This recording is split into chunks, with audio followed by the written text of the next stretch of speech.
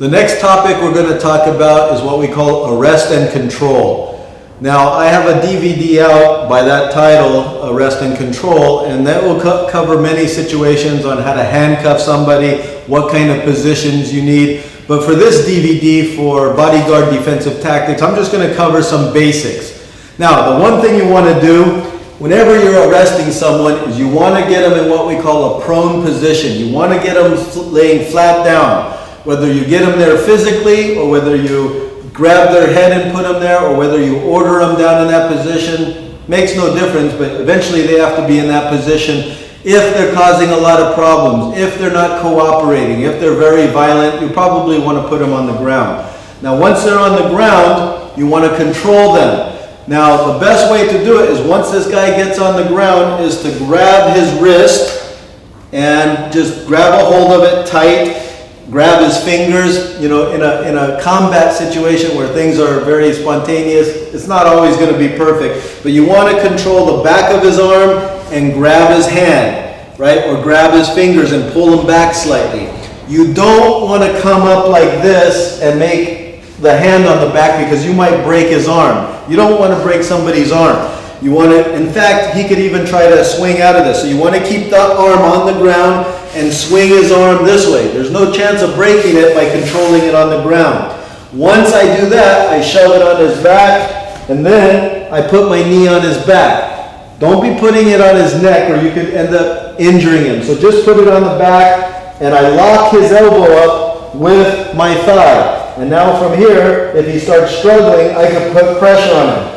Now, ideally, you don't want to do this by yourself. You want a partner to help you out, and he's going to do the same thing. He's going to come, and now we're going to control this person.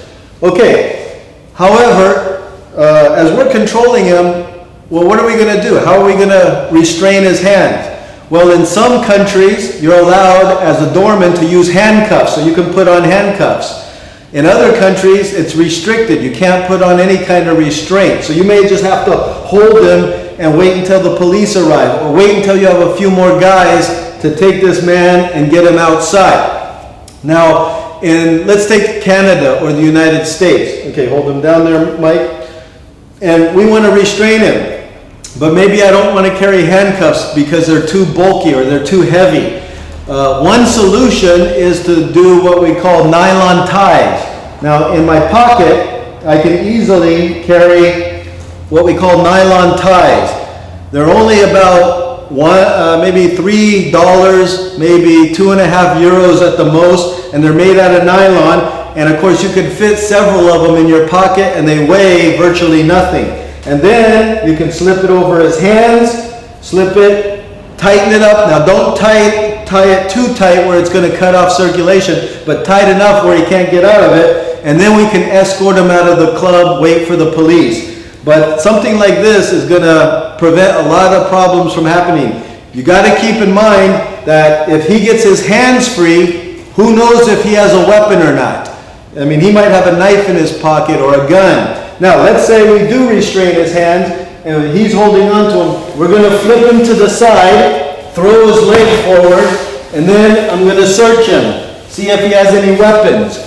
Once we make sure he has no weapons, and of course I go in the front, you have to go in the groin area, you have to check, and then when I see he has no weapons, okay, maybe once he calms down we let go of him. Or maybe when he calms down, we take him outside and finally take the handcuffs off. But the main thing is you got to assume this guy has weapons, because if you don't, you're going to be sorry. Now, a common situation in bars, nightclubs, is you finally do have this guy on the ground.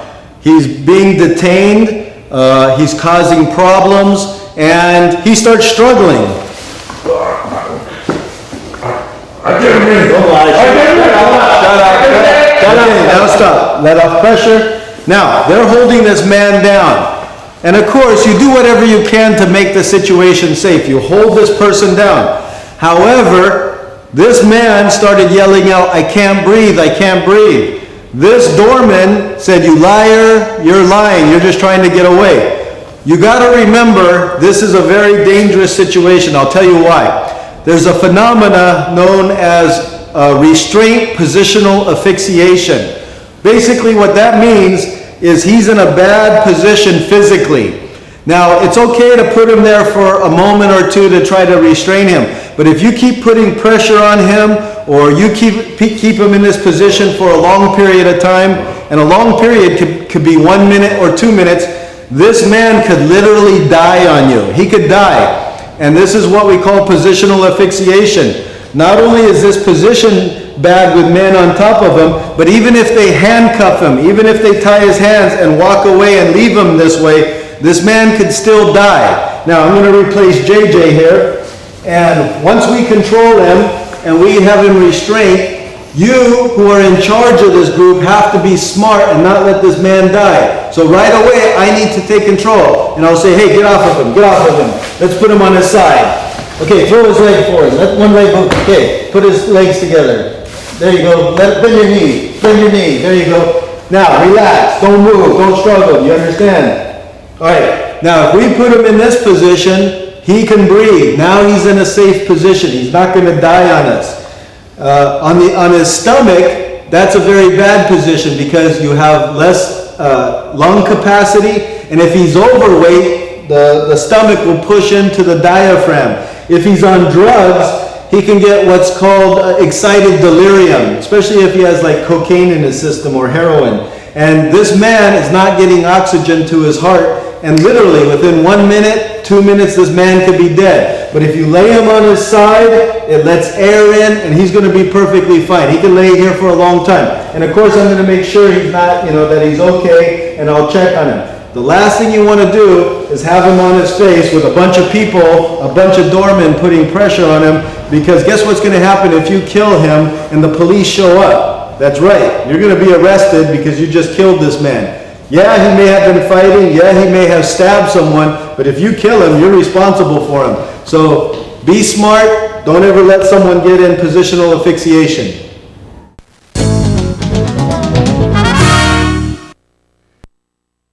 All right, now we're in a situation where we're two doormen and we're in the middle of this club, but things are getting way out of control. In fact, now we have multiple people who are attacking us, and that's a very bad situation. And it can even add with more people helping them. And of course, we're going to get torn to pieces if we don't get out of here. Now, normally you would do this exercise with gloves, with a helmet, with a mouthpiece. And if you want to go with full body protection, that's good too. But for right now, for demonstration purposes, we're just going to do slapping. We're just going to hit just to demonstrate with you what we're doing. But again, you can use all the protective equipment you want. We're going to show you first not what to do. This is what you do not want to do. We're just going to start it off as if this is a fight in the club. Go!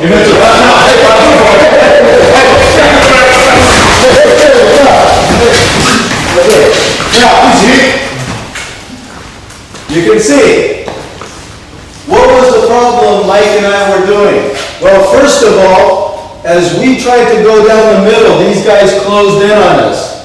Then all of a sudden, I got separated from Mike. This is the kiss of death. If him and I get separated, that's it. And even if I get away, I can't leave him by himself to get killed. I've got to protect him. Right? I'm never going to leave my partner. I'm never going to leave my wingman. Now, here's the very thing I teach to prison guards. And I've taught in many prisons in Canada, the United States.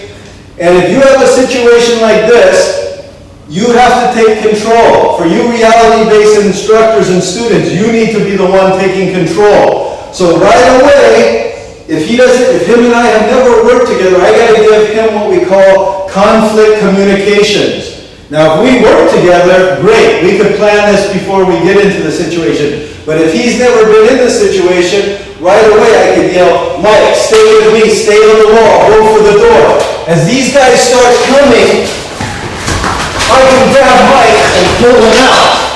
All right? So, again, slowly, I take control and I pull him with me. We fight together. If I start getting too far, I stay with him. I stay with him. We hit hard and we move our way out. All right, good. Now, finally, the last thing I want to talk about is what happens happens when you have multiple subjects coming at you?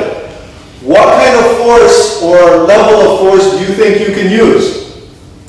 If I do I want to give them verbal commands? Stay back, stay back? Well, yes, but these guys are not going to listen to that. They're very hostile. If I use controlling force, is that going to stop them? No.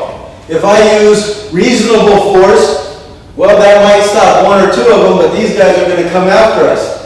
In a situation where you're outnumbered and you know you're not going to make it out, I would probably, and I'm not saying you do this, but I would say for me personally, I'd probably use deadly force because I cannot fight 2, 3, 4 guys at a time. It's very dangerous. And while I'm looking at this one, this guy can hit me in the head and it's over. So if I have to get out of this situation and I have this guy blocking, I'm going to break his knee, go for his eyes, go for his throat, and move on. I got to get this guy out of my way. And if I have to use deadly force, I will. This is a very extreme situation, but this is a situation a doorman or a team of doormen can find at any time. So again, I recommend you guys put on the gear, have the bad guys with gear, and go at it. Now don't go 100%, go about 50% or 75%, and just try it. And it's very difficult exercise, and especially if they're very aggressive. But don't let them get out easily, make them work for it.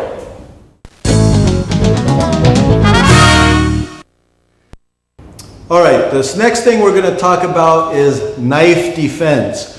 We're going to go over a couple techniques, and of course in any kind of doorman situation you might have someone who gets upset, pulls a knife on you, and of course a knife is a very deadly situation. It's one of the worst situations you can be in. I know because twice I've had 2 people try to kill me at this distance, and twice I survived.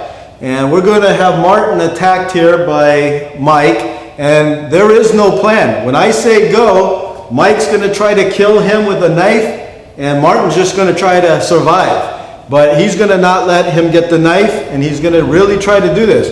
There is no plan, there is no prearranged moves. It's just fight for your life. That's all we're doing. Go. And stop. Now, Martin, did you get stabbed? Yeah, yes. He got stabbed several times. Now, he tried to get away, he tried to grab, it just didn't work. It was coming too fast, and that's how a real knife fight is. Here, Mike, let me have the knife.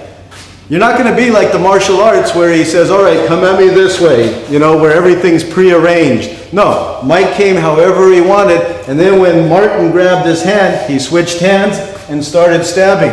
It was very unpredictable. Now I'm going to talk to you on how to survive an actual knife attack. All right. Now this time I'm going to be the victim. I'm the doorman, and this guy is a hostile person who's going to pull a knife on me. Now I have never trained with JJ in knife attacks. This is my first time training with JJ. I have no idea how he's going to attack me, but basically I gave him instructions, do whatever you want. I don't know what he's going to do, and he could go whatever. If he wants to cut my throat, cut my throat. If he wants to stab me, stab me. If he wants to do it 10 times, come at me 10 times. That's real life. I have no idea what he's going to do. So I'm going to face him, and I'm going to act like a doorman, and then I'm going to let him do his attack. So here we go. So sir, you got to leave this area because you're causing too much problems. You don't know what you're messing with. I don't care. You just got to turn around and go. I'm going to make you. You got it? Yeah, sure. Turn around and go. All right. Now, I stopped there. Now when he came at me, come at me, did I try a fancy move? Did I try? No. That's pure fantasy. If you think you're going to step in on someone with a real knife, you have no clue, because it doesn't happen. When he came at me, I used my natural instincts. Your instincts say to back up and get your hands up, right? If I took this object, let me hold it, and I took this and I threw it as hard as I can at you, what do you think you would do? You think you're going to step in and block it? No. You're going to react like every human being. So my first reaction is I just do like everybody else. Now if he cuts me in the hand or the arm, so what? I've been stabbed before, and you could get it sewn up and it's not going to kill you as long as it's the legs or the arm and not the artery. you can take a lot of punishment. But as he comes at me, I do what's called knife avoidance or shielding. I just keep, and he could swing any way he wants. I get my hands up. Yes, I'm going to get cut, but obviously I'm getting away from him. That's what I need. Distance is my friend. I need distance to survive this. Now, when he keeps coming at me, now not everybody comes at you, but you got to assume the worst. If he keeps coming at me, I finally have to do what's called a tactical L, right? The letter L. I either move to my right or I move to my left. Now, if I suddenly move to my left, that buys me a half second. Now, that half second might be enough for me to run out that door, or it might be enough to I can break his knee, or it might be where I can jam him in the eyeball. But I am not going to try to take this knife away from him. It's suicide. I'm going to try to get distance. I'm going to try to get as much distance between me and him as possible. This is not a martial arts movie. I am not going to try to take that knife from him. So again, use your natural instincts. When he comes with that knife, get the hands up and get back. As he comes at you, do a tactical L. Do a counterattack and get out of there. And then of course, that's where you might need a weapon. That's where you might have the kubo time. You might run to go grab something. I mean anything, a lamp, a laptop. And of course as a doorman, many of you don't even have weapons. And even if I did have a gun, as I'm pulling a gun, he stabs me, I might not even get a chance to pull it. So even if you're armed, you got to get distance. Once you get distance, then you evaluate and decide what you have to do. But whatever you do, do not get close to this guy. Okay, what we're going to do now is still talk about edged weapons, but not everybody's going to come at you with a knife. Sometimes they're going to come at you with a broken bottle, and especially in a nightclub. I'm going to have my mannequin here for my demonstration. And I rely on mannequins all the time because you can't go full force a lot of times with a partner, but you can go full force with a mannequin. Now, if you ever take my knife defense course or what we call knife survival course, it's a 1-day, 8-hour course, and we teach you everything you need to know about knives. Whether it's Christophe Bess in France, or Mike Constantinidis in Holland, or whether it's Dave Shorter in England, we're going to teach you all the same thing. And now, when I demonstrate with my students, if I'm the good guy, now I'm not a doorman right now, I'm just protecting myself and this guy's trying to kill me. You do not want to jam a bottle into somebody's chest or stomach. Why? Because on the edge of the bottle, it's only going to be a few centimeters anyway. So, and what's that going to do in someone's chest, especially if they have a jacket? It's not going to stop anybody. And not only that, it's going to start breaking the pieces on you. So you don't ever want to go just for chest or stomach. If you do hit someone with a bottle, you want to go for what we call soft targets, the neck and the eyes. So for practice, I go right for the eyes, right for the neck if I have a bottle. Now, what happens if you're the doorman and you have some crazy man coming at you with a broken bottle? How are you going to protect yourself? Well, Mike is going to show us exactly what I just taught you, knife avoidance exercise and getting away from it and getting some distance. Now for training, you can take any water bottle and you can cut the edges of just as if it were broken. And so I create these edges on a simple plastic bottle. Now if you were to come to my school in Los Angeles, I'm close to Hollywood, so I even buy the Hollywood type breakaways where it actually sounds like real glass, looks like real glass, but it's made of a special resin that it'll turn to dust when you hit someone with it, but it's very realistic. For you, anyone could get these plastic bottles, and then he's a doorman, he sees this man coming at him, and he's going to do the knife avoidance technique. And that's it. Again, don't do anything fancy, do it like real. When I told him to go at him full speed, that's exactly what he did. And there's no prearranged movements. He just got away, and then when he had his opportunity, tactical L, broke the knee. Now obviously you'd follow up with either escaping, or if he drops the bottle, kick it away and jump on him. there could be 1,000 things that happen, but if you know the principles, it's not going to catch you by surprise. The next thing we're going to do dealing with knives is what we call the Jim Wagner knife disarm roll. This is a system I developed when I was training with the Canadian military.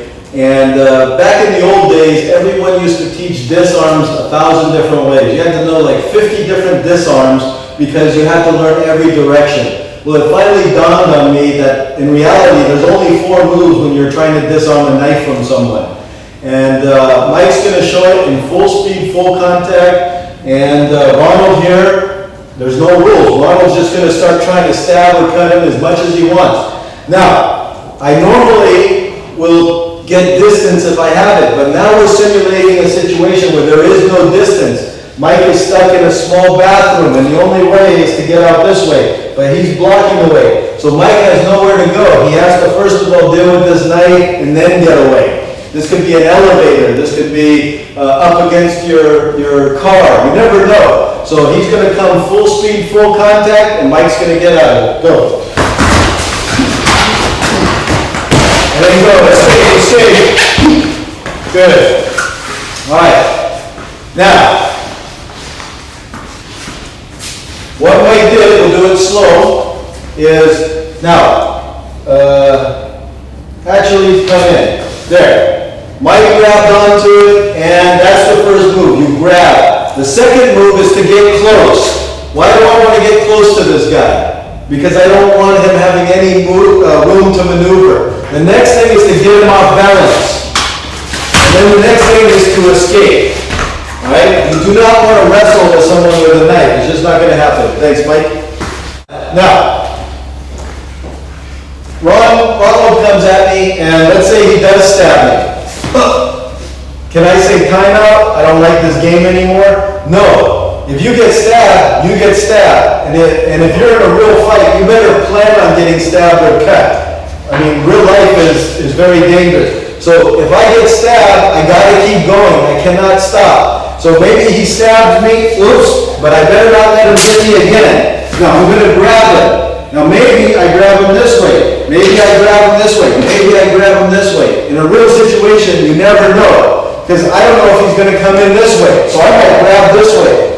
You just got to grab onto him the best you can. The next thing you got to do is close the distance. Why? Because he needs to maneuver this. Either he has to push me away or he has to pull this away. But I'm not going to let him do it. Even if I cut myself a little, so what? The next thing I got to do is get him off balance. Okay, how do I do that? You know, use some of your martial arts you already know, or just simply twist. Or try to trip him, or do whatever you can, or spin the opposite way. There's 1,000 ways you can do it, and it's all going to depend on where he's at. Once you get him off balance, get away from him. Don't fight with him. Because this guy's got a 90% advantage over you. Now, if I'm in an elevator and I have nowhere to go, you know, I'm going to be fighting this guy. I'm going to be doing whatever I can. I'm going to try to get this knife from him. That's only in situations where I'm stuck, where I have nowhere to go.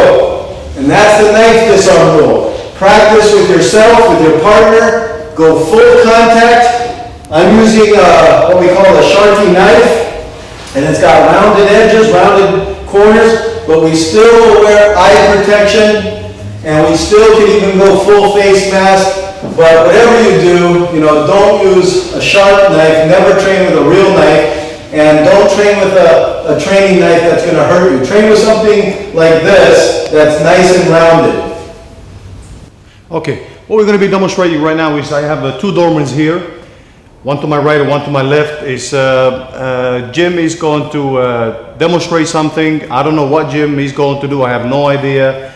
As you said, Jim said before, this is not a rehearse. It's just pure life. Jim is going to come to me now, and I will leave it to Jim. Please pay attention.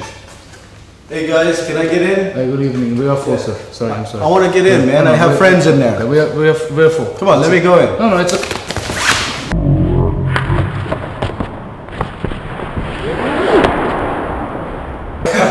All right. Skinny dog. All right. These guys had no idea what I was going to do. And basically I did a knife attack using what we call Filipino Kali.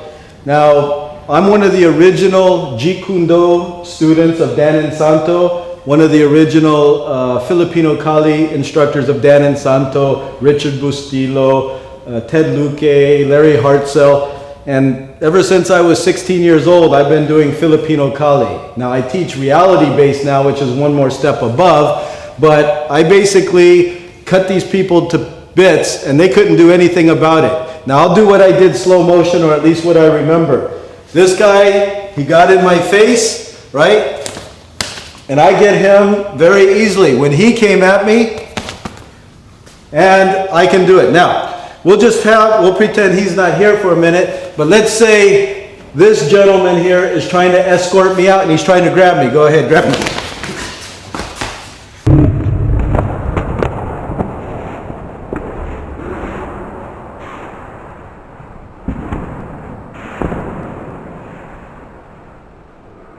Within moments. So, I'm not here to teach you how to do all this stuff, but just be aware of how fast this can happen.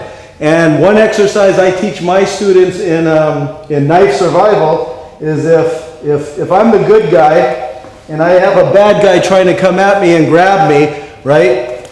I cut once, 2, 3. So within 3 seconds, or within 1 second, I've cut him 3 times. Now I'll try it one more time, and maybe you push me or do whatever you want. Go. Okay? How fast is that? I cut his arm, stomach, into the throat. As a doorman, I want you to remember what I just did, because there's some people out there that are that good and they're that fast, and within 2 seconds, they're going to kill 2 doormen and off they go. So just keep that in mind. Let's imagine that you're in a nightclub down in Spain or the Canary Islands. This is something that's happening now in that area. But it also happens in nightclubs in New York, London. You never know where this can happen. Now, earlier in the night, Mike bumped into somebody who's a bad guy. And this bad guy was upset, they're yelling at each other, but the bad guy walked off. Little does Mike know that this guy is still upset and he's going to do something about it. And of course, we have to imagine this place is crowded, there's a lot of noise, we're just talking with each other. Hey, so did you get a load of that person that was over there? Yeah, he was talking. I know. Hey. I've just been stabbed. All right. Now, what this was called is what we call a Colombian slice. The bad guy came up, walked past Mike, and sliced him right on what we call the love handle, the fatty area of the side. Now, it's not going to kill Mike, but it's going to send a message to him never to come back to this club again. And of course, this happens frequently. It doesn't have to be a slice here. It could be a stab in the butt or in the thigh. It's usually not meant to kill somebody, but to send a strong message, we don't want you here anymore. And of course, this can also happen to you as a doorman, and it does happen from time to time, and you got to be prepared. That's why you always got to have eyes in the back of your head. You always got to be paying attention. And if I'm talking with another doorman, I have to constantly be looking behind him, and he has to constantly look. We have to watch each other's back. Because if you start paying attention, or you're looking at the girls, you're gonna not be looking at your threats. And this is a job where you have to pay attention to your threats.